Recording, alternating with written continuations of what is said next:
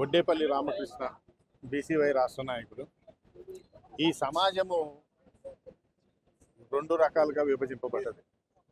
కులాలు మతాల వర్గం ఒకటైతే, ఇంకొకటి పేద ధనిక మధ్య ఒక స్పష్టమైనటువంటి రేఖని ఈ యొక్క రాజకీయ పార్టీలు సృష్టించి బలహీన వర్గాల్ని అతి బలహీన వర్గాలుగా, అదే రకంగా ఉన్నత వర్గాలని వాళ్ళ సంపాదనని పెంచుకోవడానికి కావాల్సినటువంటి రాజకీయ వేదికగా ఈ యొక్క రాజకీయ వ్యవస్థ రూపుమావటం శోచనీయం.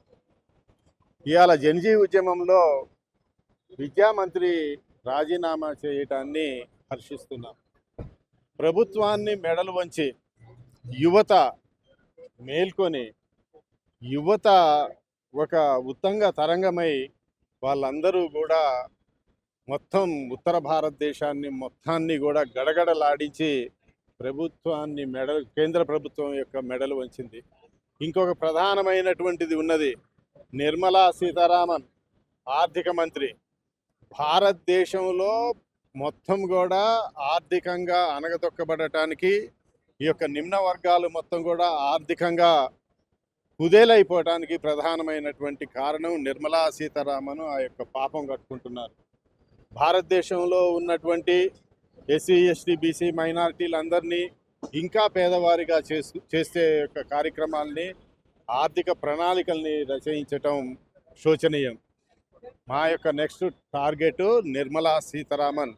మీరు ఇవాళ బ్యారెల్ ధర తగ్గినా కూడా ఈ యొక్క పెట్రోలు, డీజిలు, పెట్రోలియం ఉత్పత్తుల ధరలు తగ్గించట్లేదు. అనంటే మీ యొక్క దోపిడీకి 300 లక్షల కోట్ల రూపాయలు ఇప్పటికే ప్రజాధనం లూటీ చేశారు. అదే రకంగా ఈ యొక్క ఎస్సీజెడ్లు ఏవైతే ఉన్నాయో, ఎస్సీజెడ్లు టోల్ ట్యాక్స్లు ఏంటి, మా యొక్క బడుగు బలహీన వర్గాల యొక్క చెమడాలు మొత్తం కూడా ఒలిచేటటువంటి ఈ యొక్క కార్యక్రమం కేంద్ర మంత్రి గడ్కరీ నేను ఇన్ఫ్రాస్ట్రక్చర్ డెవలప్మెంట్ చేస్తున్నానని దుబాయ్ తోటి లేకపోతే ఇంకొక దేశంతో పోల్చుకోవటం ఈ యొక్క యువత కూడా సహించట్లేదు. ఇది మొత్తం కూడా బీసీలు బడుగు బలహీన వర్గాల మీద పెనుభారం అయిపోతున్నది. దీన్ని తక్షణం నివారించాల్సినటువంటి అవసరం ఉన్నది. మా యొక్క నెక్స్ట్ టార్గెట్ నిర్మలా సీతారామన్ మరియు Nitin Gadkari. Mister prime minister, ఇప్పటికైనా కళ్ళు తెరిచి ప్రజల యొక్క నాడిని, ప్రజల యొక్క ఆవేశాల్ని, ప్రజలకి కావాల్సినటువంటి వనరుల్ని కల్పించేటట్లు ఉండాలి. కానీ నీవు కేవలం ఒకళ్ళకో ఇద్దరికో, అంబానీకో అదానీకో వాళ్ళకి తొత్తులాగా మారొద్దు.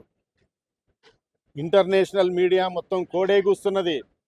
26 సార్లు నువ్వు అమెరికా పోయి ట్రైనింగ్ చేసుకున్నావని. అంటే నువ్వు అమెరికా పోయి ట్రైనింగ్ చేయటమే కాకుండా ట్రైనింగ్ తీసుకొని వచ్చి, అంటే ప్రజల యొక్క రక్త మాంసాలని, వాళ్ళ యొక్క ఆర్థిక వ్యవస్థని, భారతదేశ ఆర్థిక వ్యవస్థని కుదేలు చేయటానికి నువ్వు ప్రయత్నం చేస్తున్నావా? దేనికి చేస్తున్నావు? ఇంకొక వాదన కూడా వస్తుంది, పత్రికల్లో వస్తుంది, నువ్వు ఒక అమెరికన్ ఏజెంట్ అని. అంటే భారతదేశాన్ని ఫ్రెంచ్ వాళ్ళు, డచ్ వాళ్ళు, బ్రిటిష్ వాళ్ళు పరిపాలించిన దానికంటే అన్యాయంగా, అక్రమంగా, అంతేకాకుండా దోపిడీ విధానాల్ని నువ్వు అవలంబించటం, నీ యొక్క మంత్రుల్ని సపోర్ట్ చేస్తూ ఆ యొక్క దోపిడీని అరికట్టలేకపోవడం నీ యొక్క అసమర్థత అని నేను స్పష్టంగా చెప్తున్నాను.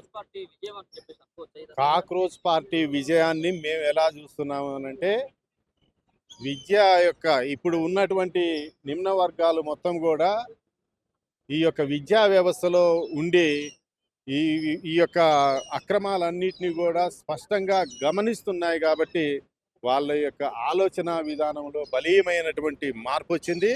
ఈ కాక్రోచ్ పార్టీని ఇంకా కూడా బలవంతంగా చేయటానికి ఉత్తర భారతంలోనే కాకుండా దక్షిణ భారతమైన తెలంగాణ, ఆంధ్రప్రదేశ్, కర్ణాటక, తమిళనాడు కూడా బలోపేతం చేయాల్సినటువంటి అవసరం ఈ కాక్రోచ్ పార్టీ యొక్క అధినాయకత్వం మీద ఉన్నది.